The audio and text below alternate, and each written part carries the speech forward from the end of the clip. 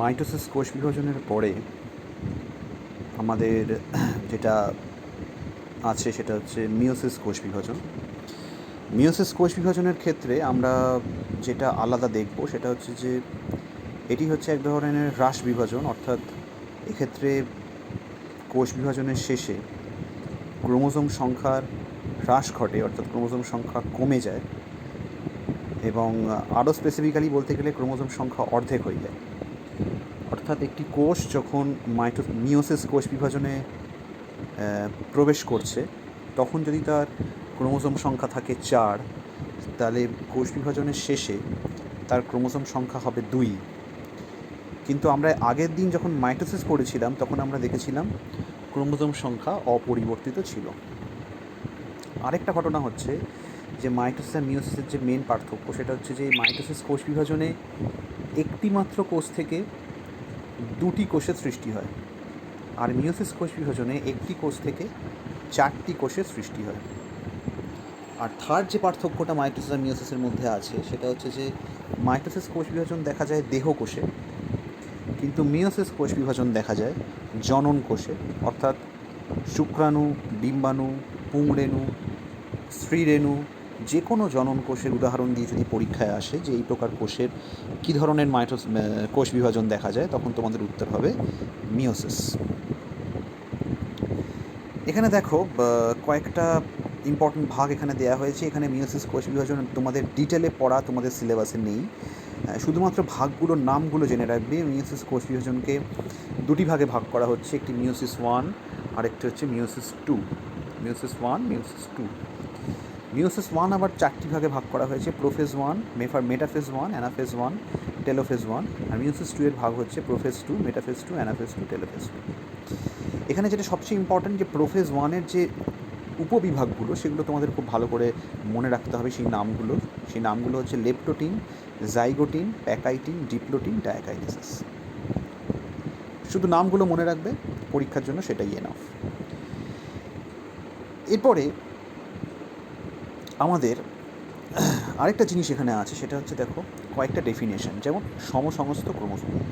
সমসমস্ত chromosome কাকে বলে তোমাদের মনে আছে কি না জানি না। আমি প্রথম দিন যখন এই চ্যাপ্টারটা পড়িয়েছিলাম তখন তোমাদের বলেছিলাম আমাদের কোষের ভেতর ক্রোমোজোমগুলি সবসময় জোড়ায় জোড়ায় থাকে। দেখো সেই ছবিটি আমরা এখানে আবার দেখাচ্ছি যে দেখো 1 নম্বর ক্রোমোজোম জোড়ায় আছে, অর্থাৎ দুটি ক্রোমোজোম, 2 নম্বর জোড়ায় আছে, 3 নম্বর জোড়ায় আছে, 4 নম্বর জোড়ায় আছে। এরকম করে মোট 22 জোড়া অটোজোম আছে, 22 জোড়া অটোজোম আছে। আর এক্স ওয়াই এই দুটি হচ্ছে সেক্স ক্রোমোজোম, পুরুষদের ক্ষেত্রে, আর মহিলাদের ক্ষেত্রে হলে হবে এক্স এক্স। অর্থাৎ 22 জোড়া অটোজোম এবং 2 জোড়া সেক্স ক্রোমোজোম বা অ্যালোজোম এখানে দেখতে পাওয়া যায়। ঠিক আছে, কিন্তু প্রত্যেকটি দেখো জোড়ায় আছে, জোড়ায় আছে, জোড়ায় আছে, জোড়ায় আছে। এই জোড়ায় আছে এই কথার অর্থ হচ্ছে এরা গঠনগত এবং বৈশিষ্ট্যগতভাবে এক ধরনের এই ক্রোমোজোমগুলো, এবং সেই জন্য এই ক্রোমোজোমগুলোকে সমসমস্ত ক্রোমোজোম বলা হয়। এবং এই সমস্ত ক্রোমোজোমের ওপর প্রত্যেকটি লোকাসে নির্দিষ্ট প্রকৃতির জিন, অর্থাৎ একই প্রকৃতির জিন বর্তমান, সেই জন্য এই দুটি ক্রোমোজোমকে একসাথে সমসমস্ত ক্রোমোজোম বলা হয়। ঠিক আছে, অর্থাৎ এই দুটি ক্রোমোজোম যদি আমি এখানে আঁকি, তার ধরো এই জায়গাটিতে যে জিন আছে, নিচের ক্রোমোজোমটিতে এই জায়গাটিতে সেই একই বৈশিষ্ট্যের জিন আছে। আবার তার এই জায়গাটিতে ধরো যে জিন আছে, নিচের ক্রোমোজোমটিতেও এই একই বৈশিষ্ট্যের জিন আছে। সেই জন্য এই ক্রোমোজোমগুলিকে বলা হয় সমসমস্ত ক্রোমোজোম। এছাড়া এমনিতে গঠনগত এবং কার্যগতভাবে এরা একই হয়। বুঝতে পারলে? তাহলে আমাদের সমসমস্ত ক্রোমোজোম কী সেই সম্বন্ধে একটা আইডিয়া ক্লিয়ার হলো। সেটাই এখানে বলেছে দেখো, যৌন জননকারী জীবের কোষে ক্রোমোজোমগুলি জোড়ায় জোড়ায় অবস্থান করে, এদের এক একটিকে পিতার থেকে অপরটি মাতার থেকে প্রাপ্ত হয়। সমপ্রকৃতি সম্পন্ন হয় এই ক্রোমোজোম জোড়ার এক একটিকে সমসমস্ত ক্রোমোজোম বলা হয়। যেটা আমি বোঝালাম সেটাই এখানে লেখা আছে। এরপর আছে আমাদের সিস্টার ক্রোমাটিড, নন সিস্টার ক্রোমাটিড। এবার আমরা আসি সিস্টার ক্রোমাটিড আর নন সিস্টার ক্রোমাটিডে। এই যে ক্রোমোজোমগুলো জোড়ায় জোড়ায় থাকে, ধরো এই একটা ক্রোমোজোম, ধরো এই একটা ক্রোমোজোম, এই একটা ক্রোমোজোম, এরা কিন্তু একসাথে জোড়ায় আছে, কারণ এরা সমস্ত ক্রোমোজোম। বুঝতে পারলে?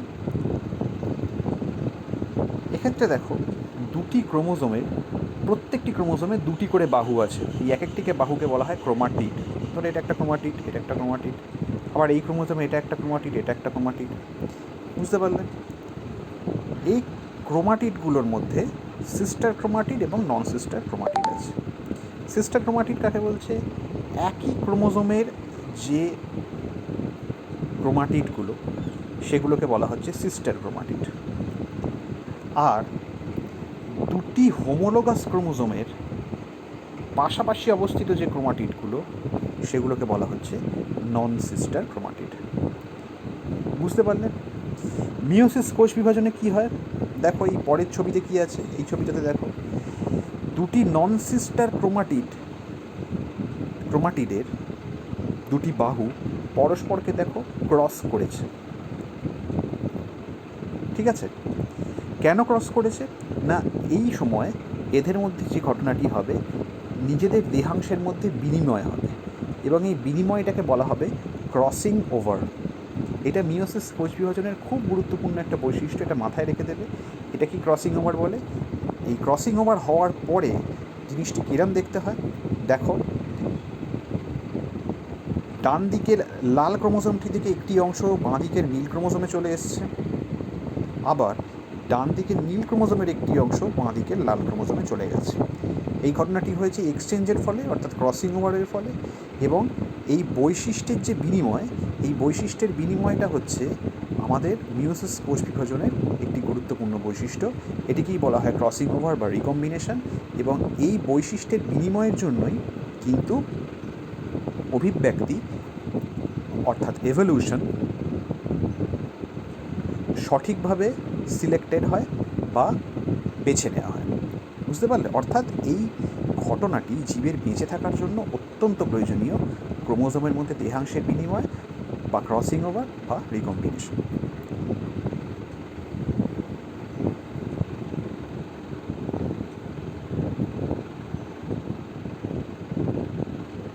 বুঝতে পারলে? দেখো, মিওসিসের বৈশিষ্ট্য তাহলে কি এখানে দেওয়া আছে। মিওসিসকে হ্রাস বিভাজন কেন বলা হয় সেটা আমি অলরেডি বলেছি, কারণ ক্রোমোজোম সংখ্যা এখান থেকে অর্ধেক হয়ে যায়, বা যেটিকে বলা হয় রিডাকশনাল ডিভিশন। কিন্তু মিওসিসের দুটি ভাগ আছে, মিওসিস 1 এবং মিওসিস 2। মিওসিস 1 এবং মিওসিস 2, যেটি আমরা অলরেডি বলেছি,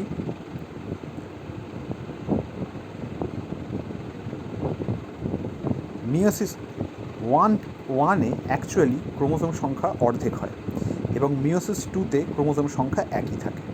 বুঝতে পারলে? সুতরাং এটিকে বলা হচ্ছে হ্রাস বিভাজন, এবং এটি হচ্ছে সমবিভাজন। মিওসিস নিজে একটি হ্রাস বিভাজন, কারণ আলটিমেটলি ক্রোমোজোম সংখ্যা হ্রাস পায়, কিন্তু মেন হ্রাস পাওয়ার যে ঘটনাটি, সেই ঘটনাটি ঘটে মিওসিস 1-এ। মিওসিস 2-তে কিন্তু ক্রোমোজোম সংখ্যা একই থাকে। অর্থাৎ একটি কোষ যখন মিওসিস কোষ বিভাজন স্টার্ট করছে, ধরো তার ক্রোমোজোম সংখ্যা হচ্ছে 4। ঠিক আছে? মিওসিস 1-এর পরে তার ক্রোমোজোম সংখ্যা হবে 2, এবং মিওসিস 2-এর পরে ফাইনালি তার ক্রোমোজোম সংখ্যা কিন্তু 2 থাকবে। তার মানে আলটিমেটলি 4টি কমে হবে 2। বোঝা গেল? ঠিক আছে, এবার দেখো, তাহলে এটা হ্রাস বিভাজন। আরেকটা ঘটনা হচ্ছে মিওসিসে আরেকটি বিশেষ বৈশিষ্ট্য হচ্ছে ক্রসিং ওভার। দেখো, দুটি নন সিস্টার ক্রোমাটিডের মধ্যে ক্রসিং ওভার ঘটে, সেটা আমরা অলরেডি বলেছি, যে আমি ছবিটা দিয়ে বুঝিয়েছিলাম তোমাদের আগের পাতায়, যে দুটি নন সিস্টার ক্রোমাটিডের মধ্যে যে ক্রসিং ওভার ঘটছে, এটিকে বলা হচ্ছে ক্রসিং ওভার। এটি হচ্ছে তাৎপর্য। তাহলে আলটিমেটলি মিওসিসের তাৎপর্য কি? প্রজাতির ক্রোমোজোম সংখ্যা ধ্রুবক রাখা। এই জায়গাটা ভালো করে বোঝার চেষ্টা করো। ধরো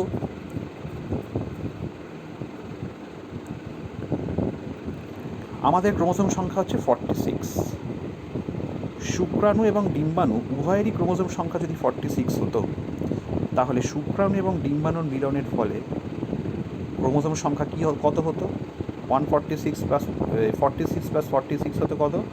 92। ওকে, তার মানে পরবর্তী প্রজন্মে ক্রোমোজোম সংখ্যা বেড়ে যেত। কিন্তু সেটা তো আমাদের কাম্য নয়। আমাদের প্রত্যেকটি প্রজন্মে ক্রোমোজোম সংখ্যা 46ই থাকতে হবে, কারণ মানুষের ক্রোমোজোম সংখ্যা 46। সেই জন্য মিওসিস কোষ বিভাজনের মাধ্যমে আমরা ক্রোমোজোমটাকে প্রথমে সংখ্যায় কমিয়ে নিই। অর্থাৎ প্রথমে 46টা 23 হয়ে যায়, শুক্রাণুতে এবং ডিম্বাণুতে অর্থাৎ জনন কোষে। তারপরে শুক্রাণু এবং ডিম্বাণুর মিলনের ফলে ক্রোমোজোম সংখ্যা আলটিমেটলি হচ্ছে 46। তার ফলে কী হয়, প্রত্যেকটি প্রজন্মে ক্রোমোজোম সংখ্যা ধ্রুবক থাকে, নয়তো ক্রোমোজোম সংখ্যা বেড়ে যেত। জীবের মধ্যে প্রকরণের উদ্ভূতি। প্রকরণ কথাটার মানে হচ্ছে ভেদ বা ভ্যারিয়েশন, মানে কতটা আলাদা প্রত্যেকটি জীব আরেকটি জীবের থেকে কতটা আলাদা। ইভেন একই প্রজাতির মধ্যেও আমরা এক একটি জীব কতটা আলাদা আরেকটি জীবের থেকে সেটাও দেখতে হয়। যত বেশি ভেদ বা প্রকরণ দেখা যাবে তত বেশি সেই জীব অভিব্যক্তির ধারায় সিলেক্টেড হবে, অর্থাৎ বেঁচে থাকার ক্ষমতা অর্জন করবে। এই ভেদ বা প্রকরণটি হচ্ছে ক্রসিং ওভারের মাধ্যমে, যেটা আমরা একটু আগে দেখালাম ছবির মাধ্যমে, যে ক্রোমোজোমের দুটি অংশের মধ্যে বিনিময় ঘটল। নেক্সট হচ্ছে গ্যামেট উৎপাদন। আমাদের যে শুক্রাণু ডিম্বাণু যে বিভিন্ন রকম গ্যামেট, গাছেদের ক্ষেত্রে পুংরেণু, স্ত্রীরেণু যে বিভিন্ন রকমের গ্যামেট, সব কিছুই হচ্ছে মিওসিসের মাধ্যমে। আরেকটা হচ্ছে যৌনুক্রম। এই যে যৌনুক্রম মানে হচ্ছে যে লিঙ্গধর দশা এবং রেণুধর দশার মধ্যে পর্যায়ক্রমিক যে আবর্তন, সেই আবর্তনটাকে বলা হচ্ছে যৌনুক্রম। এবং এই যৌনুক্রমটিও মিওসিস না হলে সম্ভব হতো না। সুতরাং এইটি হচ্ছে আমাদের মিওসিসের মেন তাৎপর্য। এছাড়া মাইটোসিস মিওসিসের পার্থক্য সেটা আমি ক্লাস শুরুর স্টার্টেই বলেছি, একদম প্রথমেই বলেছি। তোমরা ভালো করে এই জায়গাটা পড়ো। কোনো জায়গাটা বুঝতে অসুবিধা হলে তোমরা পুনরায় আমাকে জিজ্ঞেস করবে।